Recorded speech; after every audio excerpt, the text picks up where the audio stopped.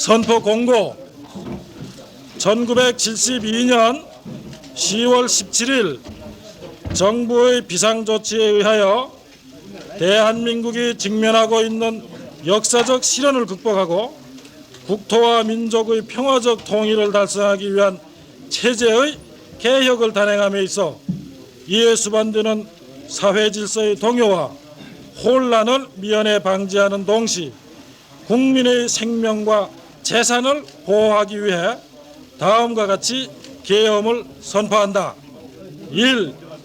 계엄의 종류 비상계엄. 그 다음에 적어 놓으세요. 1. 시행 일시 1972년 10월 17일 19시. 그 다음에 1. 계엄지구 전국. 그 다음에 1. 계엄사령관 육군 참모총장 육군대장 노재현. 이상의 계엄 선포 공고는 오늘 청와대에서 열린 비상국무회의에서 의결 선포됐습니다. 그러니까 지금 여기에 시행 날짜가 들어가 있는 것을 반드시 집어넣으십시오. 그리고 그 다음에 10월 17일 대통령 각하의 특별 선언 중에서 여러분들이 페이지 7을 들치면은 페이지 7 제일 밑으로 내려와 가지고 구국다란 글씨로 되어 있는 것 중에 1항 여기에 둘째 줄에 정치 여기 글씨가 앞뒤로 뒤바뀌었습니다. 그러니까 그거를 정정을 하십시오. 그러면 지금서부터 발표합니다. 오늘 대통령 각하께서는 하오 6시에 청와대에서 긴급 국무회의를 주재했습니다. 이 국무회의에서는 박 대통령 각하께서 10월 17일 대통령 특별선언을 선언에서 표시되어 있는 각하의 그 결심을 표시를 하시고 그리고 뒤이어 가지고 이 국무회의에서 아까 발표한 비상 계엄을 선포하는 의결이 있었습니다. 그런데 이번에 대통령께서 발표하시게 된 이 특별 선언은 여러분들도 지금 발표된 그 보도 자료에서 보신 바와 마찬가지로 남북 대화를 뒷받침하며 격변하는 국제 정세에 능동적으로 대처해 나가기 위해서 우리 민족 진영의 대동단계를 촉구하고 또한 민족 주체 세력의 형성을 촉성하기 위한 일대 전기를 마련하기 위해서 늦어도 금년 연말까지는 일부 헌법의 일부 조항의 효력을 정지시킨 다음에 다시 이것을 회복을 시켜가지고 그동안의 비상 조치를 통해 가지고 우리의 모든 내부 체제를 공고히 가다듬으려는 것이 그 주요 목적으로 되어 있습니다. 그렇기 때문에 오늘 대통령께서 비상국무회의에서 밝히신 그 중대한 결심은 지금 우리 민족과 우리 국민들이 당면하고 있는 현 사태를 어떻게 극복해 나가면서 우리 민족의 활로를 개척할 것이냐 하는 그 중대한 그 지표를 제시한 것으로서 이렇게 받아들여질 수 있습니다. 일체의 옥내외 집회는 허가를 받아야 하며 시위 등의 단체 활동을 금한다. 언론 출판 보도는 사전에 검열을 받아야 한다. 야간 통행 금지는 밤 10시부터 새벽 4시까지로 한다. 유언비어의 날조와 유포 행위를 금한다. 항만과 공항의 출입은 검열을 받아야 한다. 전문대학을 포함한 모든 대학은 별명이 있을 때까지 휴교 조치한다. 일체의 집단적 난동과 소요, 기타의 범법 행위를 금한다. 주한 외국인의 활동은 이를 보장한다. 상기 보고사항을 위반하는 자는 영장 없이 체포, 구금, 수색하며 엄중 처벌한다.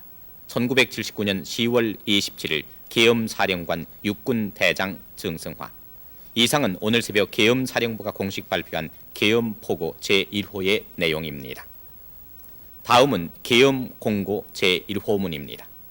계엄법 시행령 제12조에 의해 다음과 같이 계엄사령부와 지방 계엄사무소를 설치한다. 계엄사령부는 육군본부에 설치하고 사령관은 육군참모총장이 맡는다. 제1군 계엄사 사무소는 제1군 사령부에 설치하고 계엄사령관은 제1군 사령관이, 제2군 계엄사무소는 제2군 사령부에 설치하고 계엄사령관은 제2군 사령관이, 제3군 계엄사무소는 제3군 사령부에 설치하고 계엄사령관은 제3군 사령관이 맡는다. 수도군단 계엄사무소는 수도군단에 설치하고 사령관은 수도군단장이, 수도경비 계엄사무소는 수도경비사무소에 설치하고 사령관은 수도경비사령관이, 부산 계엄사무소는 군수사령부에 설치하고 사령관은 군수사령관이 맡는다. 1979년 10월 27일 계엄사령관 육군대장 정승화. 이상은 계엄사령부가 발표한 계엄공고 제1호의 내용입니다. 이어서 계엄공고 제2호입니다. 계엄사령부는 포고 제1호 2항에 의거 언론 출판의 금연을 실시하고 비상계엄에 관계해서 목적을 부당하게 왜곡, 비방, 선동하는 내용, 국민 여론 및 감정을 자극하는 사항 등의 보도를 금지한다고 밝혔습니다. 계엄공고 제3호 집회신고 요령. 집회는 다음 요령에 의거 허가한다. 1. 신고 관석. 간할 지파출소. 신청기간 집회 24시간 이전. 신청사항 개최 목적, 일시 및 장소, 참가 인원, 대표자 성명. 관혼상제 의례적 종교 행사는 관할 파출소의 신고만으로 행할 수 있다. 1979년 10월 27일 계엄사령관 육군대장 정승화. 다음 계엄공고 제4호가 발표됐습니다. 공고문 계엄군법회의 지정 비상계엄이 선포된 지역에 있어서 계엄법 제15조와 제16조에 규정된 범죄를 심판하기 위해 군법회의법 제12조에 의해 다음과 같이 계엄군법회의를 지정한다. 1. 계엄고등군법회의는 육군본부 안에 두고 육군고등군법회의라 칭하며 비상계엄 전 지역을 관할한다. 2. 계엄보통군법회의는 육군본부에 두고 육군본부 보통군법회의라 칭하는 등 전국 18군데의 지역별로 보통군법회의를 설치해 관할 지역에서 일어나는 지정사건을 맡는다. 이상은 계엄공고 제4호였습니다. 계엄공고 제5호 아래 사항을 처리하기 위해 계엄사령부 안에 합동수사본부를 계엄지방사무소에 합동수사반을 설치 운영한다. 1. 계엄법 제16조에 규정된 범죄와 포고령의 위반 사범에 대한 수사. 2. 중앙정보부법과 대통령령 제5112호, 제6302호, 제6541호, 제6872호 그리고 정부와 보안업무 조정감독 규정에 의한 업무 수행. 3. 모든 정보수사기관 즉 검찰, 군검찰, 중앙정보부, 경찰, 헌병, 보안의 업무 조정 감독. 4. 이 밖에 계엄사령관이 지시한 특수사건의 처리. 이상은 합동수사본부와 합동수사단이 처리할 내용입니다. 박정희 대통령의 유고와 전국의 비상계엄령을 선포한다는 새벽의 임시방송 뉴스에 뒤이어서 대통령 특별성명. 국민 여러분, 작금의 국제정세는 동서간 긴장이 고조되고 있는 가운데 아프가니스탄과 이란 사태를 위시하여 동북아에 있어서의 소련의 군사력 증강 등 평화와 안전을 위협하는 불안 요인이 증대되고 있습니다. 국내적으로는 계속되는 사회 혼란을 이용한 북한 공산 집단의 대남 적화 책동이 날로 격증되고 우리 사회 교란을 목적으로 한 무장 간첩의 계속적인 침투가 예상되고 있습니다. 저들은 우리 학원의 소요 사태 등을 고무, 찬양, 선동함으로써 남침의 결정적 시기 조성을 획책하고 있습니다. 이 같은 중대한 시기에 일부 정치인, 학생 및 근로자들의 무책임한 경고망동은 이 사회를 혼란과 무질서, 선동과 파괴가 난무하는 무법지대로 만들고 있으며 설상가상으로 사회 혼란의 여파는 수출 부진과 경기 침체를 심화시키면서 노사 분규와 실업이 증가함으로써 사회 불안을 더욱 가중시키고 있어 문자 그대로 우리나라는 중대한 위기에 직면해 있다 하지 않을 수 없습니다. 국민 여러분, 나는 이미 지난 4월 14일 내외 정세에 관한 담화를 통하여 우리 모두가 자제와 화합으로 국가적 시련을 극복하자고 호소한 바 있으며 4월 30일에 개최된 계엄 지휘관 회의는 학원 및 일부 노조의 난동 사태가 법치주의 원칙과 민주적 기본 질서를 부정하는 것이므로 이유 여하를 불문하고 엄단되어야 한다는 것을 경고한 바 있습니다.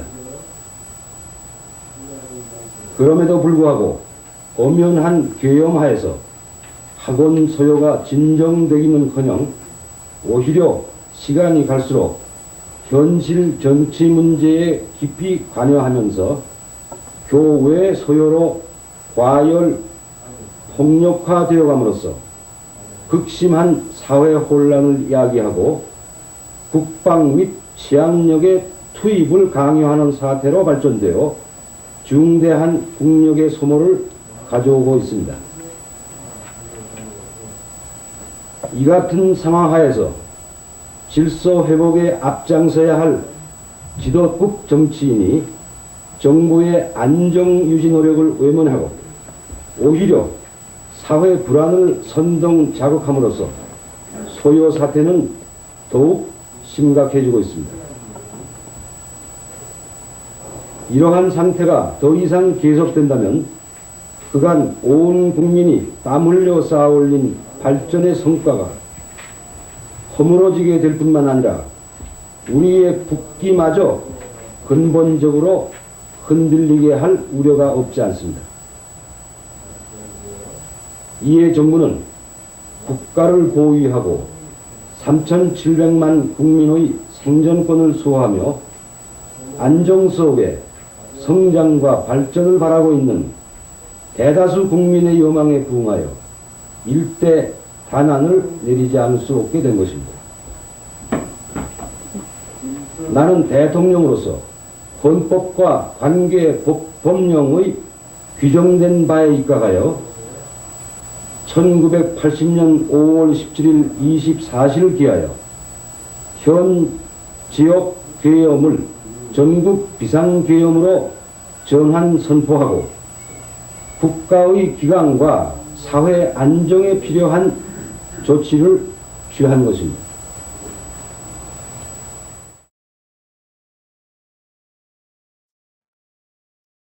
존경하는 국민 여러분, 저는 대통령으로서 피를 토하는 심정으로 국민 여러분께 호소드립니다.